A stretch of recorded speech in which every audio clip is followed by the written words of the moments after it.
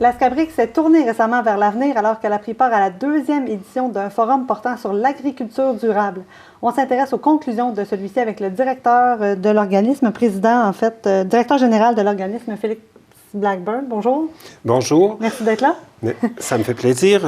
Merci de l'opportunité que vous nous donnez. La SCABRIC, c'est l'organisme de bassin des bassins versants de la zone Châteauguay. OK.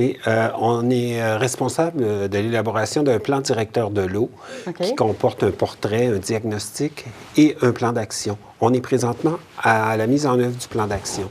On a fait le 2e forum sur les états généraux de l'eau le 28 février dernier.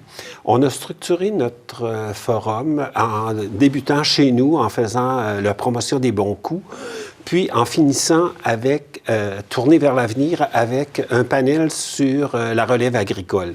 On va y revenir un peu plus tard.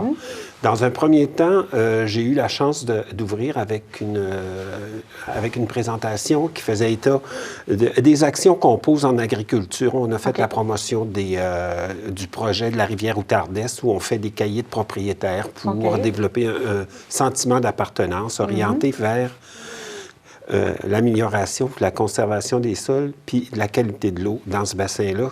On travaille, c'est le fun, c'est un bassin où on travaille en amont. C'est un des plus beaux bassins de notre zone parce que l'eau est de bonne qualité. Ensuite de ça, Mme Francesca Muller, qui est conseillère en agronomie au MAPAC. Au MAPAC, oui, c'est ça, merci.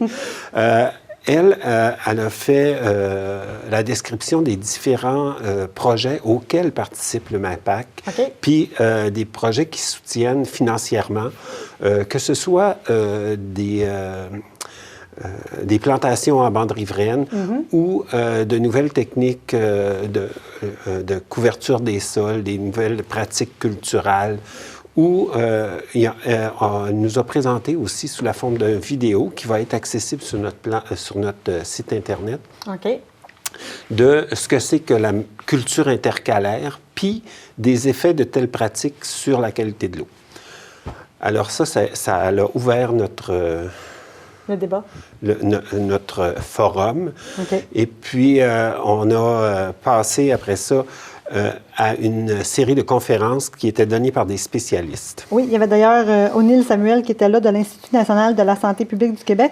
Lui a fait vraiment un portrait des risques des pesticides sur la santé et l'environnement. C'est quoi les risques dont il a parlé?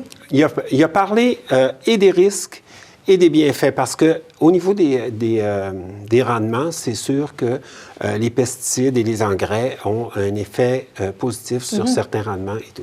Mais il a aussi insisté sur le fait qu'il faut être conscient que l'usage de telles substances, des pesticides dont il y a beaucoup de recherches qui se font pour connaître les tenants et aboutissants à qu'est-ce que ça peut amener comme problème au niveau de la santé humaine, au niveau de la qualité de l'eau, au niveau de la qualité des sols aussi, parce que souvent, l'abus de ces substances-là fait en sorte que le sol devient mort. Il n'y a plus de vers de terre, il n'y a plus de champignons. Alors, c'est important. Mais il a surtout souligné l'importance de protéger les utilisateurs et les manipulateurs de ces substances-là.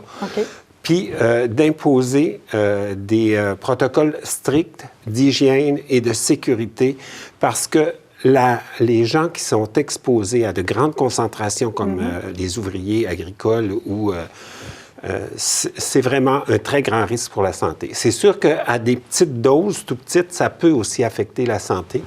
Puis ce qu'il a souligné aussi, c'est que au niveau des analyses de l'eau de surface, que ce soit dans n'importe laquelle rivière ou cours d'eau, on décèle de ces substances-là. Alors, c'est important que la manipulation soit faite avec rigueur.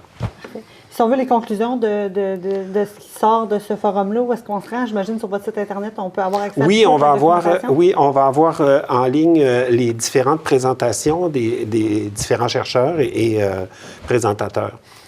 Et rapidement, pouvez-vous nous faire un portrait de ceux qui ont parlé, des panélistes, en fait, qui étaient invités? Il y a monsieur... en plus de M. O'Neill, il y a eu M. Stéphane Charbonneau de l'Université du Québec à Trois-Rivières, qui, lui, nous a parlé de l'importance de la protection de la qualité de l'eau en milieu agricole. Il nous a parlé de l'importance des bandes riveraines et aussi des nouvelles technologies qui nous permettent de faire l'analyse spatiale de photos aériennes pour identifier les zones de ravinage dans un champ. On sait que l'eau les coups d'eau, que ce soit au printemps, que ce soit le coup d'eau suite à un événement climatique, là, une crue soudaine, bon, elle sort du champ, puis souvent, elle crée du ravinage. Okay. Alors, c'est ces zones de ravinage-là sur lesquelles il faut concentrer nos efforts pour protéger, pour garder les sols dans les champs. Puis, il a aussi fait la promotion de nouvelles pratiques comme les couvertures vertes dans pour ne pas laisser le sol à nu l'hiver ou en période entre saisons.